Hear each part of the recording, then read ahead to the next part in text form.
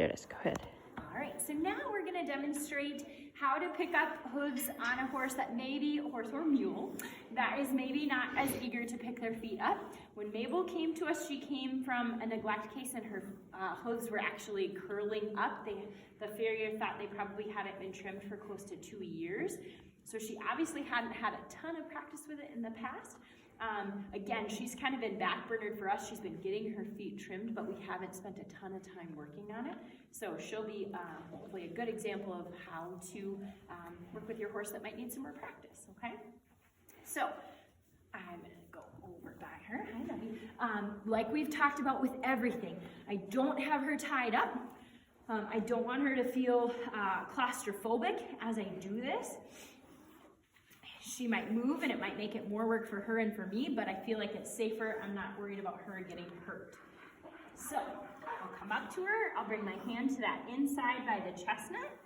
And again, I'm gonna ask her just to pick it up for me. Okay, so now she picked it up really nicely. Now I'm gonna hold it there for a little bit.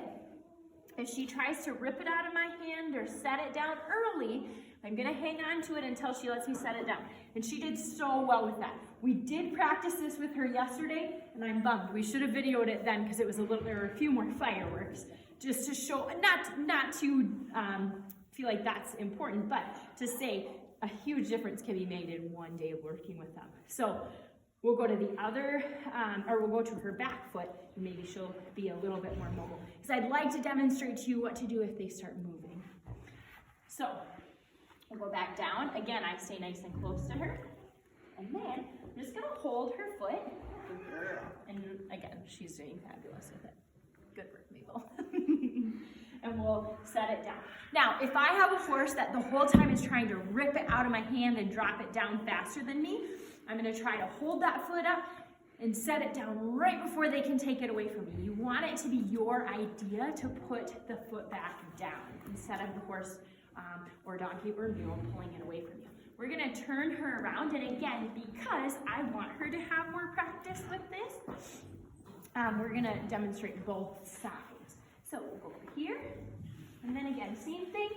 We talked about with Butter, I don't sneak up on them, especially a horse that might be nervous about their feet. I'm gonna pet her, I'm gonna love on her, rub on her, and say, all right, I'm coming. All right? Pick that foot up. All right?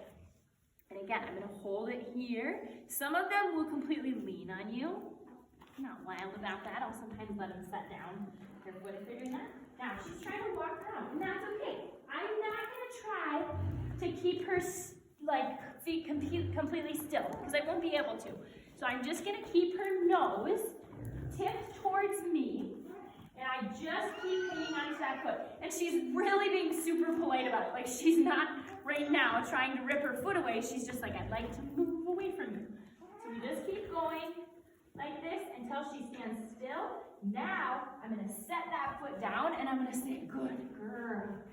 Good girl. Now, she is pint sized, so it's a little bit easier to do that because she is not huge.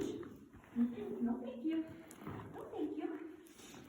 If it's a bigger horse, you might get a little more sweaty, and there might be a little more exertion with doing that, but the principles are the same. We don't want them to set their foot down until we have set it down. So now, we'll do that back foot. Actually, I want to do that front foot one more time. Make sure we've got that one down really well. Good girl. Good girl. So and again, this isn't a naughty horse. This is a very typical response that horses will do as you're first starting with it. And Mabel has been, for the past year, just been, when we do her feet, she's just getting caught, the farrier's trimming them, and she's going back out. So we haven't spent hours and hours and hours on this. So it doesn't take much to really improve it. And that was already a lot better. That looked really good on this side. Now I'll do this back foot. All right,